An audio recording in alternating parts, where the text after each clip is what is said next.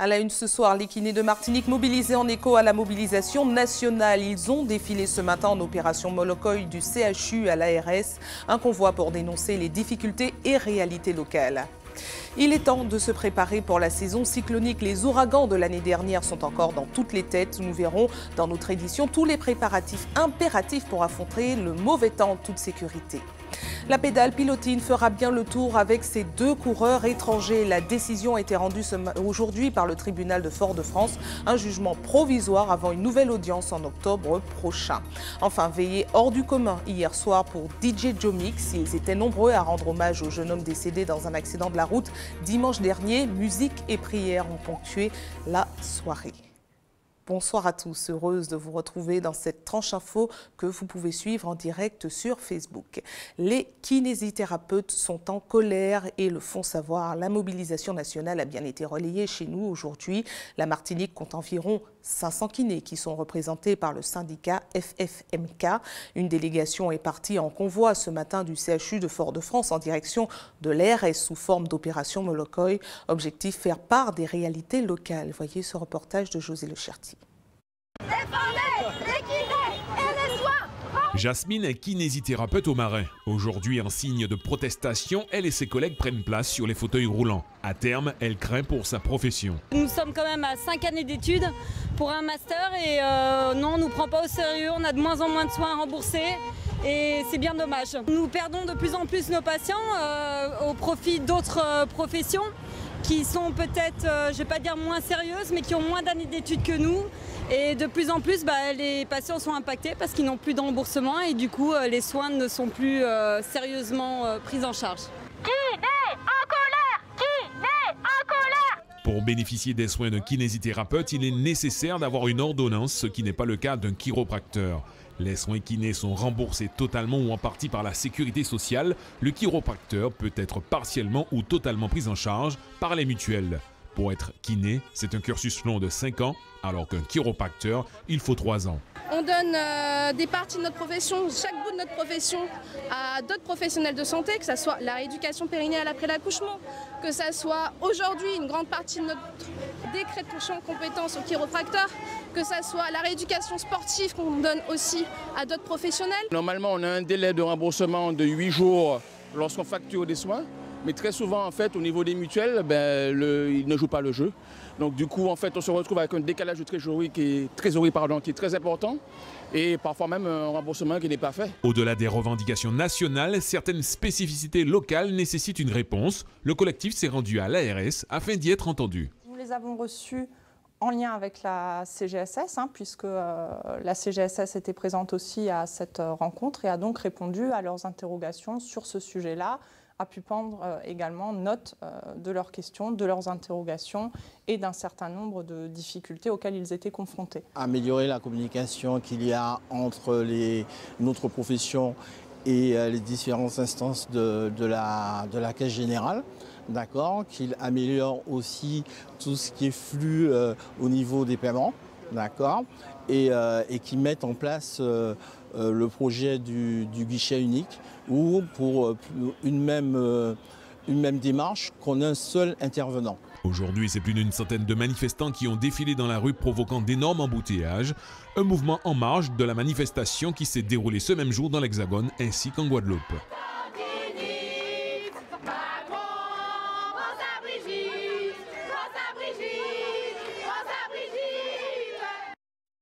Social toujours en bref, une délégation d'une dizaine de militants de la CDMT s'est rendue ce matin au siège de la Sécurité sociale. Une visite surprise pour intervenir lors d'un conseil d'administration afin de dénoncer une situation jugée discriminatoire envers leur syndicat. Accueillis par les agents de sécurité, ils n'ont pas pu dépasser le hall où ils ont fait des prises de parole. Voilà plus d'un mois que la saison cyclonique a commencé et il est plus que temps de se préparer. Celle de l'année dernière a été très agitée avec Maria et Irma qui nous ont relativement épargnés par rapport à nos voisins de la Caraïbe. Alors, pour être prêt à toute éventualité, il y a quelques règles à respecter, comme nous l'explique Loïc Régis. En cette période cyclonique, les protections en aluminium sont très demandées. Dans ce magasin spécialisé, un produit se hisse largement en tête des ventes. C'est le sliding. Donc en ce moment, il est très sollicité par rapport au fait qu'on a eu beaucoup de demandes, sachant que par rapport au dernier cyclone que nous avons eu, comme Maria l'année dernière, donc il y a une forte demande par rapport à cela. Son point fort, il offre une forte résistance aux puissantes rafales. Ce n'est pas quelque chose qui est étanche, sachant qu'il est là pour protéger un vitrage existant déjà. D'accord ? Donc soit une baie vitrée, soit une porte ou une fenêtre, tout simplement. Comparé au volet roulant, ou qui est entièrement étanche, le Siding vous protège plus par rapport au vent. Les ventes s'accélèrent depuis quelques semaines, même si les clients s'y prennent souvent tard. À partir de mai et juin, les sliding, la vente commence à repartir de plus belle. On prévoit à peu près 50 à 60% de plus d'activité. Bien s'équiper, c'est aussi le moyen de limiter les dégâts. Les tôles ondulées résistent au vent jusqu'à 240 km/h. Un matériel parfaitement adapté aux Antilles, mais qu'il faut régulièrement entretenir pour garantir son efficacité. La vérification de tous les éléments accessoires d'étanchéité. C'est-à-dire que la toiture va avoir des faîtages, des bandes de rive, et tous ces éléments-là peuvent, s'ils sont atterrés, créer des petites fuites. Donc ça, il faudra vérifier que tous les éléments accessoires sont en bon état. Ensuite, il faudra resserrer l'ensemble des fixations, qui est l'un des points les plus importants si on veut que la toiture résiste à des vents violents. Si les professionnels sont dans les starting blocks, les collectivités et autorités également. La mairie de Ducos a présenté son plan d'intervention. Cette année, le dispositif de communication sera amélioré. L'important aujourd'hui pour nous, c'est qu'on ait en tout cas un dispositif de communication à chef sur chaque quartier afin que si demain on est coupé de toute communication portable, téléphone, qu'on puisse maintenir le lien avec les quartiers vers la mairie et faire redescendre ces informations vers la préfecture. Les mesures de prévention sont bien là, à chacun de se tenir prêt. Il est recommandé à chaque foyer d'avoir un kit de survie composé d'eau, de médicaments et de denrées non périssables. Et justement, notez en bref que la première tempête tropicale de la saison est née. Elle a été baptisée Beryl et avance vers les Petites Antilles. Pour l'instant, les vents sont estimés à 55 km/h, mais elle se renforce dans l'Atlantique. Pour l'heure, aucun message d'alerte n'a été lancé puisqu'elle pourrait encore s'affaiblir à l'approche de l'arc antillais. C'est une décision qui était très attendue à 2 jours du coup d'envoi du Tour cycliste de Martinique. Le tribunal de Fort-de-France a rendu sa décision aujourd'hui et le club La Pédale Pilotine a obtenu gain de cause. Les 2 coureurs internationaux qu'il prévoyait d'aligner au départ ce samedi pourront bien y participer.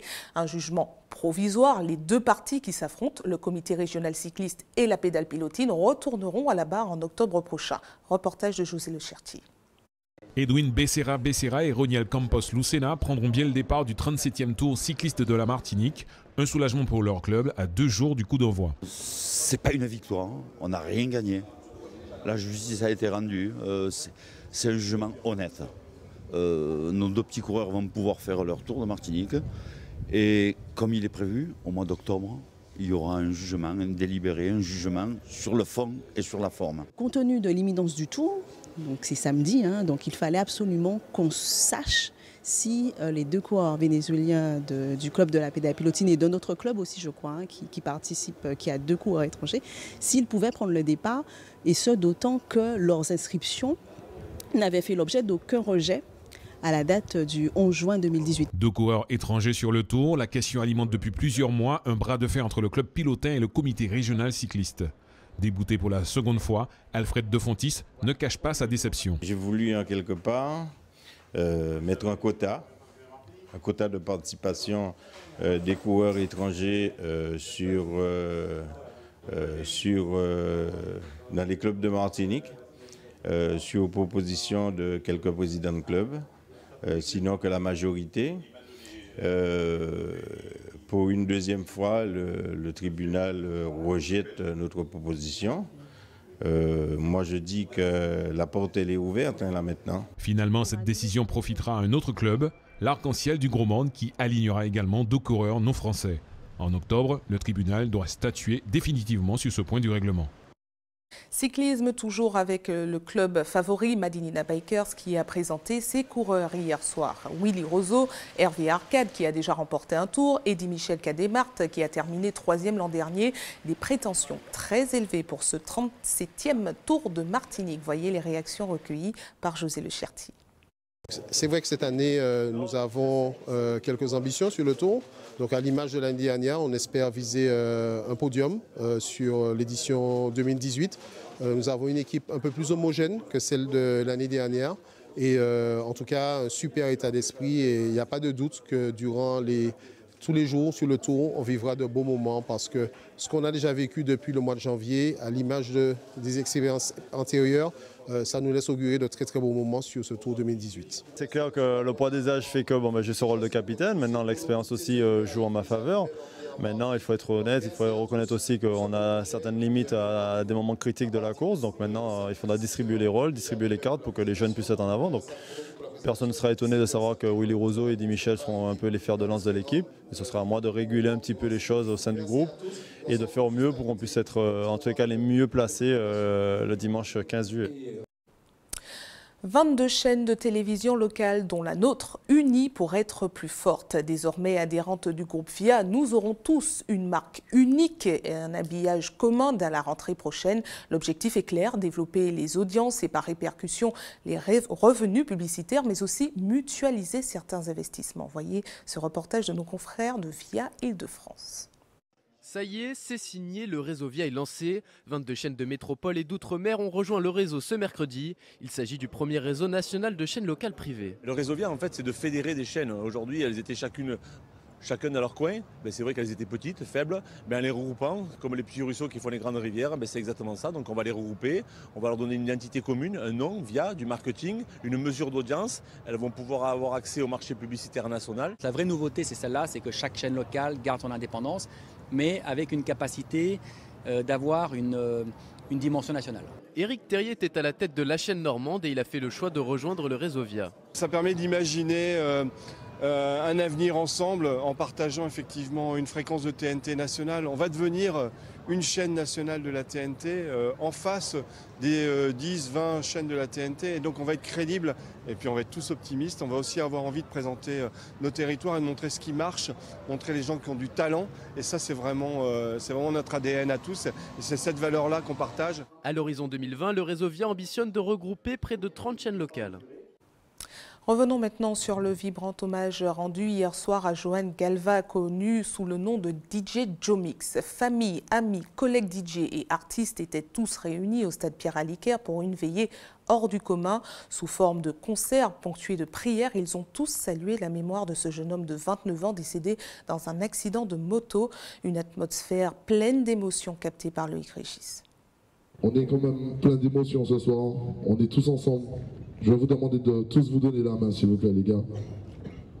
On est tous ensemble, comme jamais, pour Jomix, pour Johan, pour sa famille, pour tout le monde.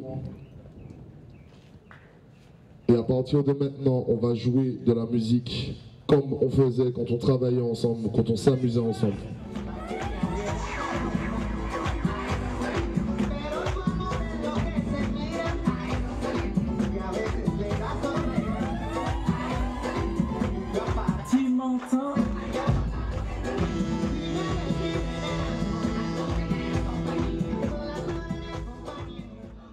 Le fait que ça soit une personne qui vraiment était formidable, on le voyait toujours sourire, toujours dans la bonne humeur, jamais se plaindre ou autre, il était vraiment tout le temps au diapason, il vivait sa vie à fond. On n'a pas de meilleure manière de lui rendre hommage. On n'a pas peut-être pu faire ce qu'on voulait à fond, mais je pense que là c'est déjà beaucoup et on remercie les gens qui nous ont suivis, qui ont suivi la famille, qui ont suivi le projet. Reality, ça finit brutal. Oh papa, help us. Passant savent ça qui finit mal. Oh papa, help us. Reality, ça qui finit. Yeah man, big up to Mona. Big up to Mix $100. Big up to Mona, shoot them.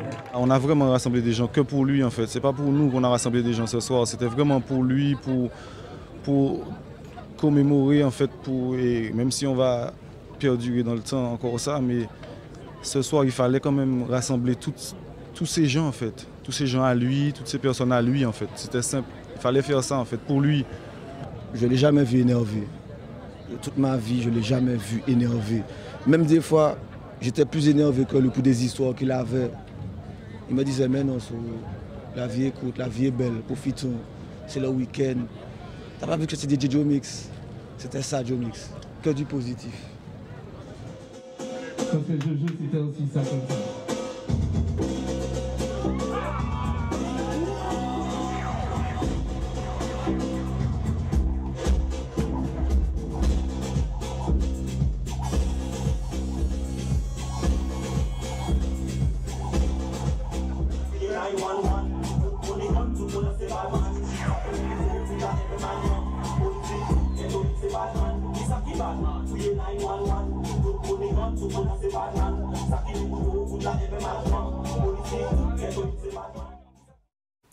Et le festival culturel de Fort-de-France auquel devait justement participer DJ Joe Mix continue à battre son plein. Plusieurs animations sont au programme, dont le Plateau Jeune ce vendredi. Un grand rendez-vous gratuit qui attire de nombreux Martiniquais chaque année. Pour faire le point sur le dispositif sécurité qui sera mis en place, nous recevons le directeur département proximité et sécurité de la ville de Fort-de-France, Maurice Fernet. Bonsoir à vous. Bonsoir. Merci d'avoir accepté notre invitation.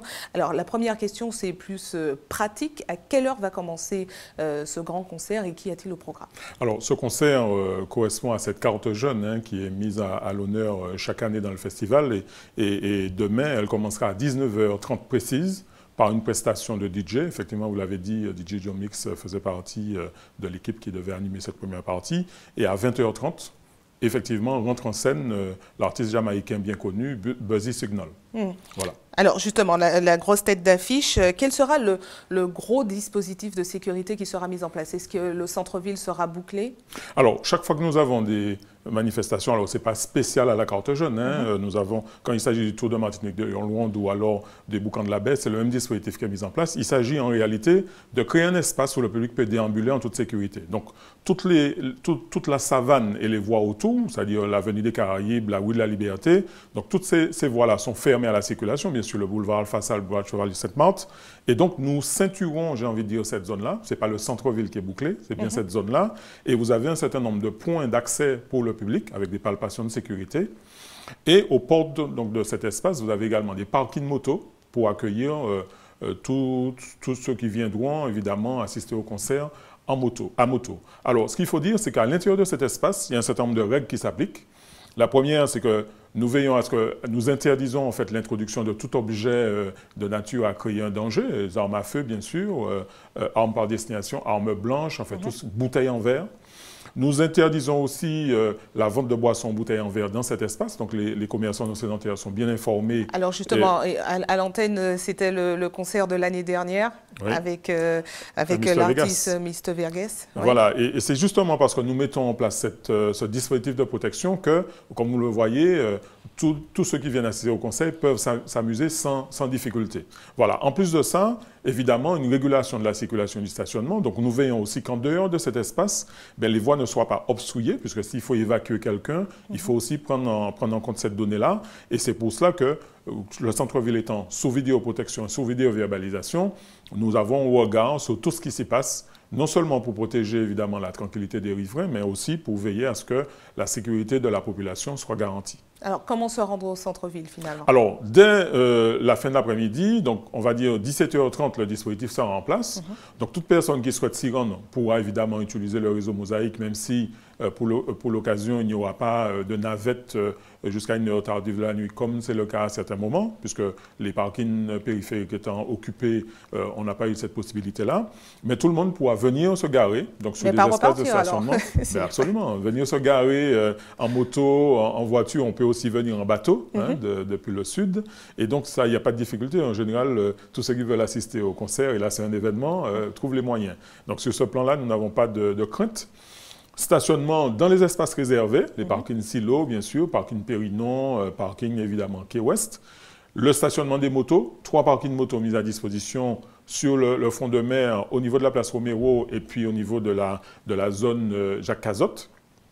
Et puis, venir tranquillement, bien entendu, participer dans un bon état d'esprit, en laissant à la maison les bouteilles en verre, les outils de toutes sortes qui ne font pas partie de la panoplie du spectateur des concerts. Alors justement, vous parlez de bon état d'esprit, mais chaque année, lorsqu'il y a ce type d'événement, il y a de nombreux mouvements de foule que l'on doit à des troubles faits. Est-ce que vous pouvez lutter contre ça et est-ce qu'il y a quelque chose qui est prévu contre ça? Voilà, alors en général, tous les dispositifs que j'ai expliqués, que j'ai évoqués, participent de la sécurisation de l'espace. Évidemment, il y a la présence de la police municipale et de la police nationale. Ensuite, nous avons aussi un dispositif de médiation qui fait que nous entrons en relation avec ces groupes-là, nous expliquons et en général, les choses se passent correctement. Bon, je n'ai pas de souvenir de difficultés particulières. Je crois qu'en général, chacun comprend bien que ce type de concert est souvent compliqué à organiser. Tout le monde réclame ce type de concert, donc chacun doit y mettre du sien aussi pour qu'il y en ait d'autres. Et jusqu'ici, le festival a été au rendez-vous. Le maire de Fort-de-France a pris cet engagement de mettre à la disposition de la population ces artistes-là, alors qu'ailleurs, c'est peut-être un peu plus compliqué. Donc évidemment, s'il y a des incidents, ça obligera les uns et les autres à réfléchir à la mise en place de ce type de concert. Mais je crois qu'il faut proposer à cette jeunesse des concerts en modulant aussi les messages, parce qu'il est très important que dans le cadre justement de la situation que nous vivons aujourd'hui, la violence, etc., chacun comprenne aussi qu'on ne peut pas prospérer dans cette voie-là. Mais c'est aussi de permettre que tout le monde profite de ce moment du festival pour que ce soit un bon moment de plaisir. Alors, un dispositif de sécurité en partenariat avec les agents municipaux et la police nationale. Alors, police nationale, police nationale, donc plusieurs dizaines, je ne vais pas les chiffres précis, la police nationale donc, décide d'elle-même le dispositif qu'elle mettra en place et l'adapte aussi à la situation. À côté de ça, une dizaine de policiers municipaux, chargés de gérer le domaine public, de gérer aussi les problèmes de circulation. Mais la mission de la police municipale commence bien en amont. Donc c'est pour ça que quand je dis une dizaine sur la manifestation, mais on a des effectifs qui se sont mobilisés bien avant, ce qui fait qu'on a sur la période quand même un effectif relativement important. À côté de ça, une quinzaine d'agents de médiation, plus les ressources de la vidéoprotection qui permettent de démultiplier aussi le regard que l'on porte sur l'espace et puis surtout d'enregistrer les images, ce qui permet évidemment après d'engager des poursuites en direction des les troubles faits sont prévenus. Merci à vous d'avoir répondu à nos questions et on rappelle que le plateau jeune est prévu ce vendredi soir sur la Savane à 19h30. Merci à vous. Restez avec nous à suivre dans cette édition un partenariat entre EDF et la mairie de Cayenne qui permet à des personnes en situation de handicap de s'insérer dans la vie professionnelle. Les premiers travaux ont été livrés aujourd'hui. Et puis, nous reviendrons sur les actions de l'association Clown Doctet qui rend visite aux enfants hospitalisés.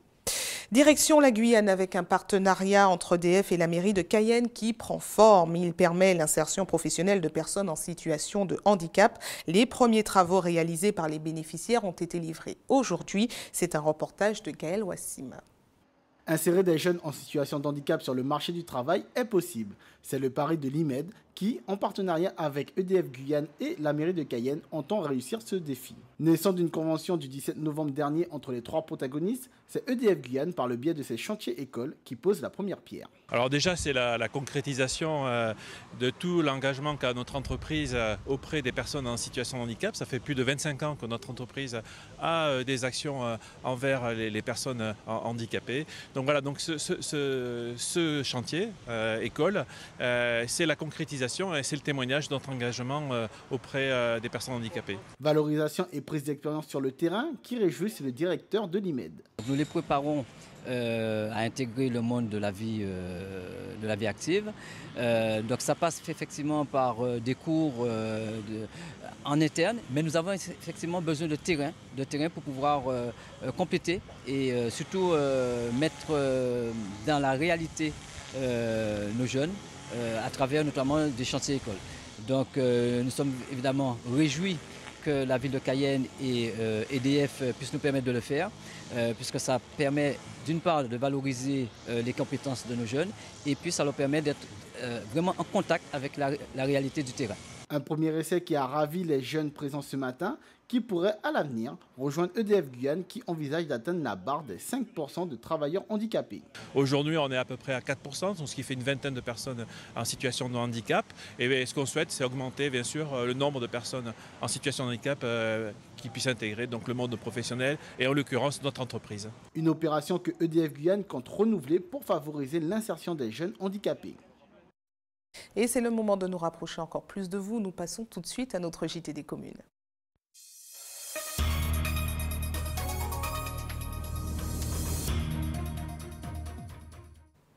Un JT des communes qui vous propose ce soir un nouveau coup de projecteur sur l'association Clown Doctet qui va à la rencontre des enfants hospitalisés.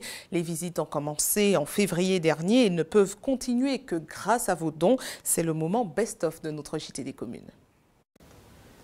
Rire, fantaisie, évasion sont au centre de ces rencontres organisées dans l'hôpital même. Les Clown Doctet interviennent auprès des enfants hospitalisés. Voyez comment l'ambiance se crée.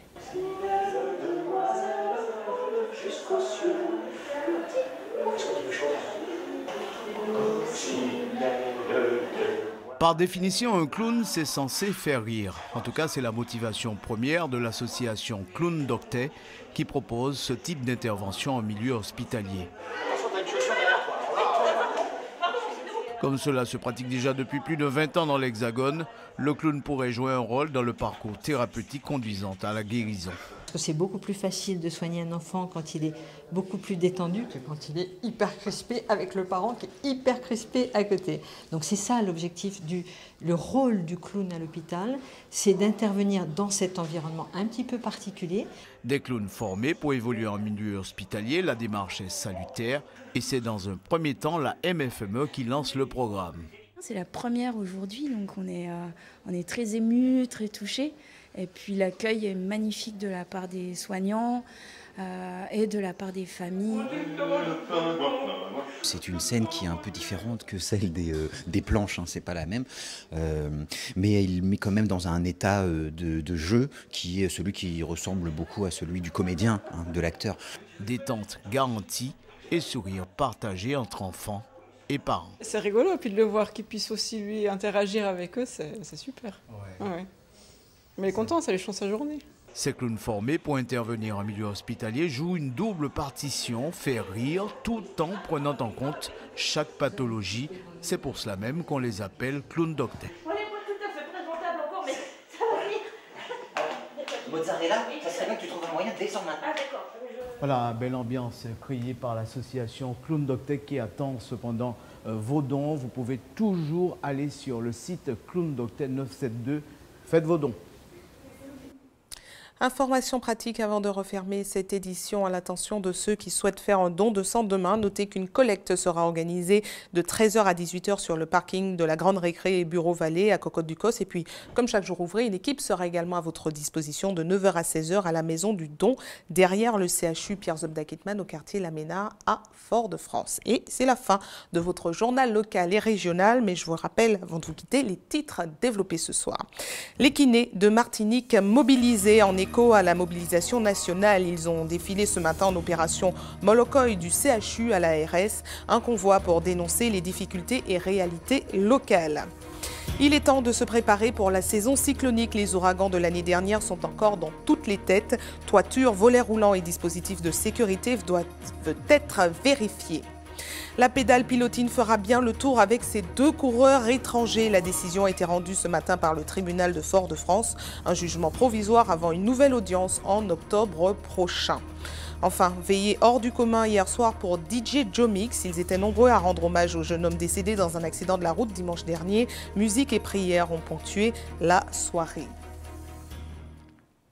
Restez sur ATV, la suite de vos programmes retrouvés à partir de 20h, 3 épisodes de la série Grey's Anatomy. Passez une excellente soirée avec nos programmes. Je vous retrouve avec plaisir demain soir dès 18h50 pour les titres. Bonne soirée et à demain.